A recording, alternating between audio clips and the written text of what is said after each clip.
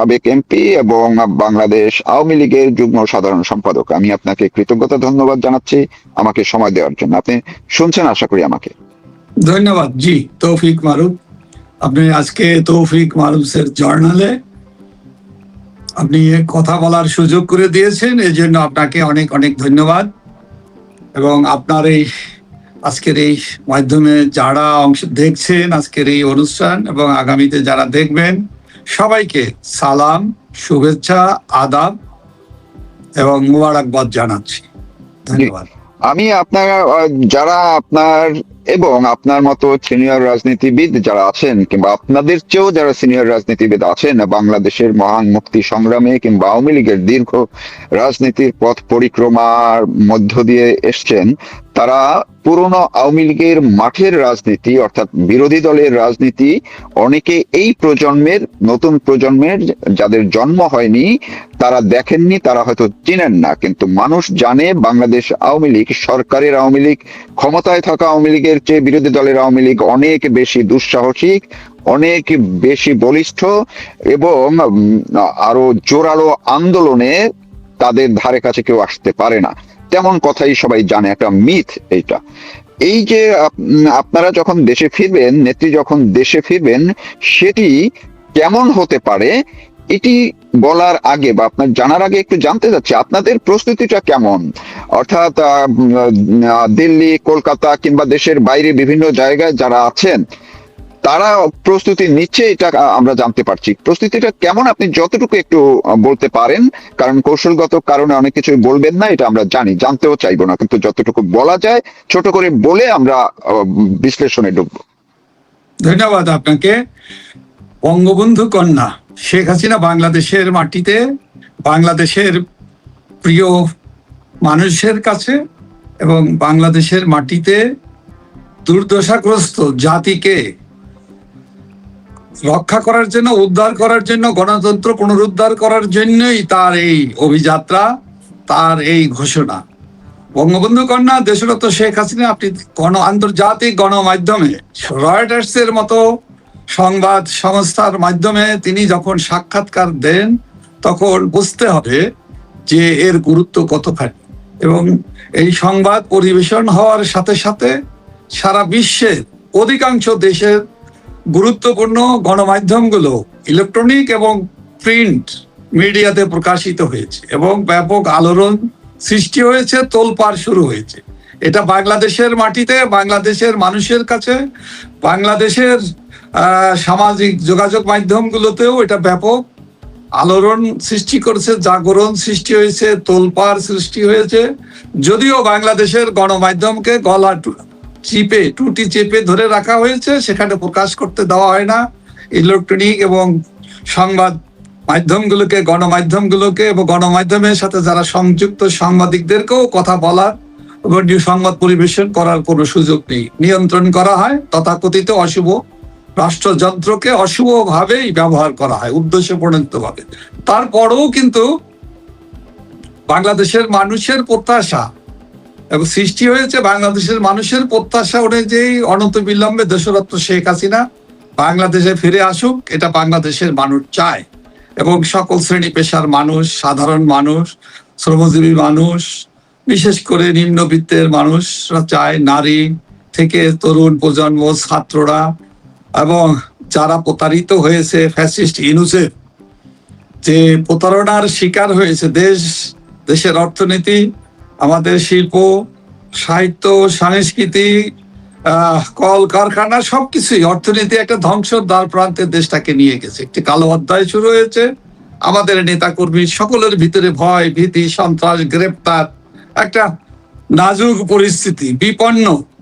এখানে মানবতা বিপন্ন, মানুষের অধিকার বিপন্ন, এটা বলে শেষ করা যাবে না। তো এরকম একটা সময়ে বঙ্গবন্ধু কন্যা যখন ঘোষণা দিয়েছেন, নিশ্চয়ই তার এই ঘোষণা বিরচিত সাহসী পদক্ষেপ এবং বাংলাদেশের মানুষ তাকে গ্রহণ করার জন্য, তাকে যে কোনো অশুভ শক্তি তার এই পথের যাত্রাকে, তার এই আগমনকে কোনো প্রকারের যাতে বাধা সৃষ্টি করতে না পারে, তার জন্য তারা প্রস্তুতি নিচ্ছে, প্রস্তুতি শুরু করেছে নানাভাবে। এটা বাংলাদেশ সহ সারা বিশ্বে বিভিন্ন দেশগুলোতে বাংলাদেশের মানুষ আছে এবং বাংলাদেশের বঙ্গবন্ধুর আদর্শের আওয়ামী লীগের নেতা কর্মীরা এবং আওয়ামী লীগকে যারা সমর্থন করে তারা ছাড়াও প্রগতিশীল মানুষরাও কিন্তু এই বঙ্গবন্ধু কন্যার বিরোচিত এই ঘোষণাকে তারা গ্রহণ করেছে এবং তারা উজ্জীবিত হয়েছে, আলোড়িত হয়েছে। একটা বিশ্বব্যাপী বাংলাদেশের 18 কোটি মানুষের ভিতরে, আওয়ামী লীগের নেতাকর্মীদের ভিতরে, তৃণমূলের নেতাকর্মীদের ভিতরে একটি তোলপাড় শুরু হয়েছে, জাগরণ সৃষ্টি হয়েছে। এই জাগরণে আমার মনে হয় গোটা দেশেই একটি আনন্দ, উচ্ছ্বাস এবং আবেগ ঘন পরিবেশ সৃষ্টি হয়েছে, যেটা আমাদের আমরা বুঝতে পারি এবং বিভিন্ন মাধ্যমে, গণমাধ্যমে, সংবাদ মাধ্যমে, বিভিন্ন পর্যবেক্ষকদের বিশ্লেষণের ভিতর দিয়ে এটা প্রতি মুহূর্তেই মানুষের উৎসাহ উত্তরোত্তর বৃদ্ধি পাচ্ছে, যেটা সত্যি বাংলাদেশের মানুষ গণতন্ত্র ফিরে পেতে চায়, বাংলাদেশের মানুষ মুক্তিযুদ্ধের চেতনায় সমৃদ্ধ বাংলাদেশ চায়, অসাম্প্রদায়িক বাংলাদেশ চায়। স্বৈর শক্তি, অশুভ শক্তি এবং জঙ্গিবাদী গোষ্ঠী জামাত, শিবির, বিএনপি, এনসি, ফ্যাসিস্ট, ইনুসদের ধারক বাহকরা দেশটাকে যে ধ্বংস করে ফেলেছে, সেই ধ্বংসের হাত থেকে বাংলাদেশের মানুষ বিশ্বাস করে বঙ্গবন্ধু কন্যা শেখ হাসিনাই উদ্ধার করতে পারে, রক্ষা করতে পারবে এবং দেশকে এগিয়ে নিয়ে যেতে পারবে। এটাই মানুষের বদ্ধমূল ধারণা এবং বিশ্বাস। জি, আমি যদি একটু ছোট করে আরেকটু যদি জানতে চাই যে এই নেত্রী যখন বললেন দেশে ফিরবেন, এরপর থেকে প্রতিনিয়ত আন্তর্জাতিক বিভিন্ন দেশ বা বিভিন্ন আন্তর্জাতিক ফোরামের অনেকেই কূটনৈতিক ভাবেও অনেকেই শেখ হাসিনা সহ আপনাদের যারা শীর্ষ পর্যায়ের বিভিন্ন নেতৃত্বে আছেন তাদের সঙ্গে যোগাযোগ বাড়িয়ে দিয়েছে, যোগাযোগ করছে। আন্তর্জাতিক অনেক মিডিয়াও এখন আপনাদেরকে খুঁজে বের করছে, যারা 6 মাস আগেও হয়তো আপনাদের সাথে আপনাদের খোঁজ খবর রাখতো না, কথা বলতো না বা যোগাযোগ রাখেনি, কিন্তু এখন সেই বলয়গুলো সক্রিয় হয়ে উঠেছে এবং আপনাদেরকে খুঁজে বের করে আপনাদের সঙ্গে সংযোগ তৈরি করছে। এইটাও কি এই শেখ হাসিনা যখন ঘোষণা দিলেন তারপরে যে আপডেট গুলো, এটা কি এই দেশে ফেরার প্রস্তুতিটাকে কতটা জোরালো করছে বা এটা ইতিবাচক কোনো দিক আছে কিনা? এটার ভিতর দিয়ে ইতিবাচক ভাবেই আপনাকে দেখতে হবে। আন্তর্জাতিক গণমাধ্যম সংবাদ কিন্তু এমনি এমনি প্রকাশ করে না। আন্তর্জাতিক গণমাধ্যমগুলো বিশ্বব্যাপী যাদের সুনাম আছে, খ্যাতি আছে, তাদের কোটি কোটি শ্রোতা, দর্শক আছে, তাদের বিশ্বাসের যে জায়গাটাকে তারা রক্ষা করে অত্যন্ত দক্ষতার সাথে এবং সততার সাথে। এটা তো আর বাংলাদেশের তথাকথিত কিছু গণমাধ্যম না, নিয়ন্ত্রিত গণমাধ্যম না। সেই বিবেচনায় তারা বিশ্বাস করে এবং বাংলাদেশের মানুষের প্রয়োজনেই, বাংলাদেশের মানুষের প্রত্যাশা পূরণের জন্য বঙ্গবন্ধু কন্যা জননেত্রী শেখ হাসিনা যে ঘোষণা দিয়েছে, সেই ঘোষণা কার্যকর ঘোষণা এবং এটা বাস্তবসম্মত, এবং তিনি যে যাচ্ছেন এবং তাকে, তার পক্ষে বাংলাদেশের মানুষের যে বিশ্বাস, সেই বিশ্বাসের প্রতি আন্তর্জাতিক মাধ্যমগুলো, গণমাধ্যমগুলো কিন্তু অত্যন্ত গুরুত্ব রাখে। তারা বিশ্লেষণ করে এবং পর্যবেক্ষণ করে এবং সেই জরিপের ভিত্তিতেই তারা কিন্তু এই সংবাদ পরিবেশন করেছে, আমাদের সাথে যোগাযোগ করছে। এবং অনেক আন্তর্জাতিক গণমাধ্যম তারাও বঙ্গবন্ধু কন্যা দেশরত্ন শেখ হাসিনার বাংলাদেশে ডিসেম্বর মাসে, বিজয়ের মাসে যখন ফিরে যাবেন, তখন তার অনেকে সফর সঙ্গী হতে চান, অনেকেই বাংলাদেশে আগে পৌঁছে যেতে চান। এই নিয়ে ব্যাপক তোড়জোড় আছে, আলোড়ন আছে, বিভিন্ন ভাবে তারা যোগাযোগ করছে, যোগাযোগ রক্ষা করার চেষ্টা করছে।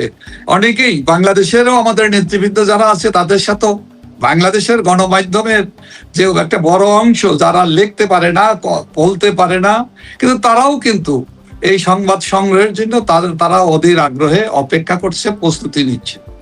এটাই হলো বাস্তবতা।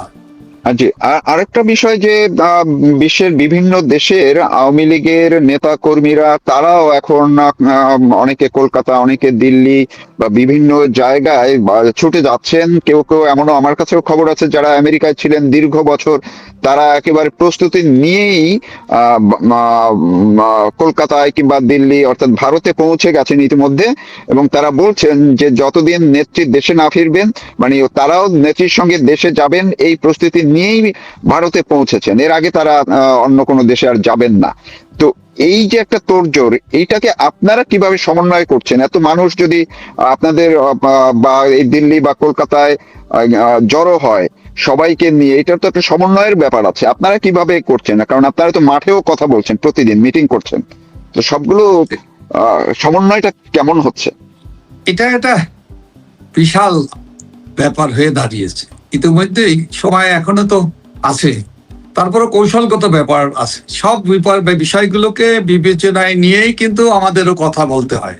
আমি সব প্রশ্নের উত্তর আপনাকে সে কারণে আমি দিতে পারবো না, তবে এটা ঠিক কিভাবে যাবে, কিভাবে বাংলাদেশের নেত্রীর সফর সঙ্গী হবে, এজন্য আপনি যেমন প্রস্তুতি নিয়েছে আমেরিকা থেকে আরম্ভ করে অস্ট্রেলিয়া, ইংল্যান্ড, এমনকি মিডল ইস্টে, মালয়েশিয়া সহ বিভিন্ন জায়গায় যারা আছে আমাদের বাংলাদেশের মানুষ, আপনি জানেন প্রায় 2 কোটির মতো, মানে হিসাবে হয়তো কিছুটা কম হলো, প্রায় 2 কোটির কাছাকাছি মানুষ কিন্তু সারা দুনিয়াতে কাজ করে।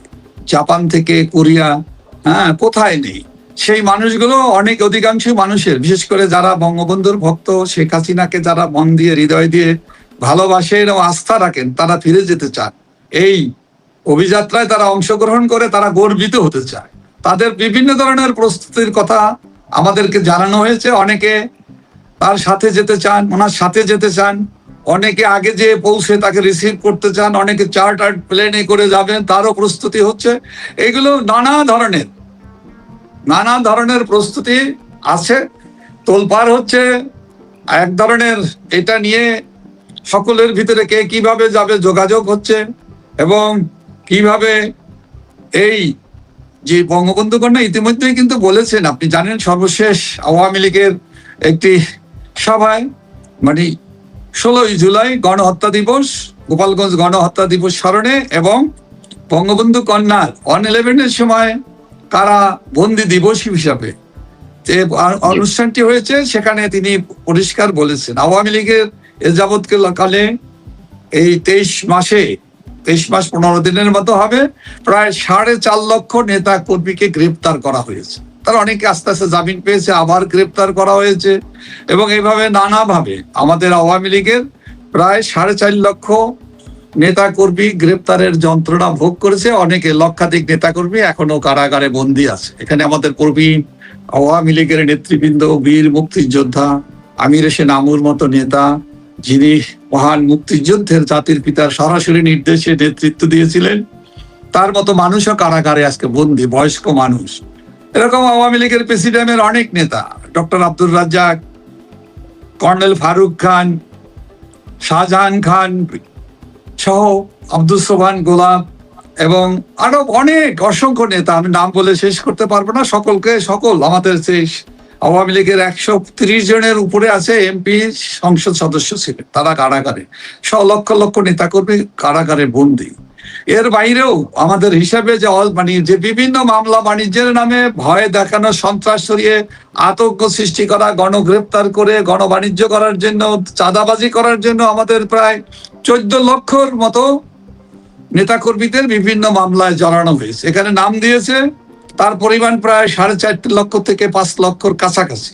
আর অজানা এবং দেখিলে চিনিব, হ্যাঁ, এবং অজানা অচেনা, এইভাবেও যেভাবে 1000, 1500, 2000, 5000, 10,000 এইভাবে আরো আসামি সংযুক্ত করে যে মামলা দেওয়া হয়েছে, সেটার হিসাব করলে আমরা দেখেছি আমাদের প্রায় 14 লক্ষের মতো আওয়ামী লীগের নেতা কর্মী, তৃণমূলের নেতা কর্মী সহ সকল পর্যায়ে নেতা কর্মীদের এই মামলার ভিতরে আসামি করা হচ্ছে। এই সকল আসামিরাই বঙ্গবন্ধু কন্যা দেশরত্ন শেখ হাসিনা যেদিন বাংলাদেশে যাবেন, যেদিন আদালতে উপস্থিত হবেন, তার সাথে সকল এই মিথ্যা মামলার যত মিথ্যা মামলা আছে, সকল মিথ্যা মামলার জানা, অজানা, অচেনা নাম দিয়ে যাদেরকে, তারা সবাই আদালতে হাজির হবে।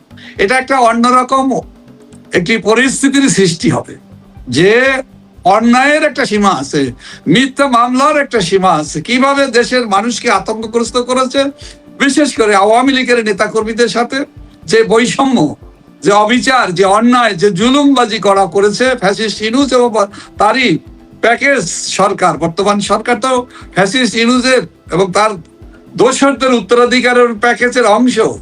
সেটা বাংলাদেশের মানুষ ও বিশ্ববাসী সেটা প্রত্যক্ষ করতে পারবে।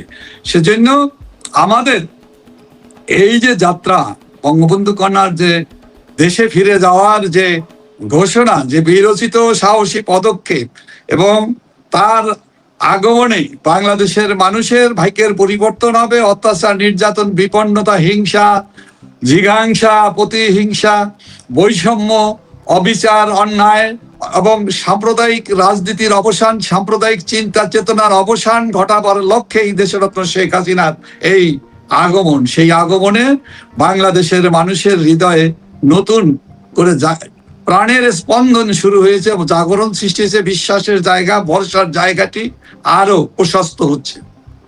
তো এই জায়গায় এই যে জাগরণের কথা বললেন এবং আপনারা সবাই বলছেন, এবং পরিস্থিতিও সেরকমটাই মনে হচ্ছে যে একটা নতুন, এর আগে যতবার তার প্রত্যাবর্তন হয়েছে দেশে, এবারটা তার চেয়ে অনেক বেশি ব্যক্তি অনেক বড় থাকবে এবং ঐতিহাসিক। এবং আপনিও এর আগে বিভিন্ন সময় বলেছেন যে এবারের শেখ হাসিনার দেশে প্রত্যাবর্তনটা বিশ্বের বুকে অন্যরকম এক নজির স্থাপন করবে। কিন্তু প্রশ্নটি হলো, এই যে আয়োজন, প্রস্তুতি এবং যত মানুষের, জনতার ঢল নামবে, জনসমুদ্র হবে, কিন্তু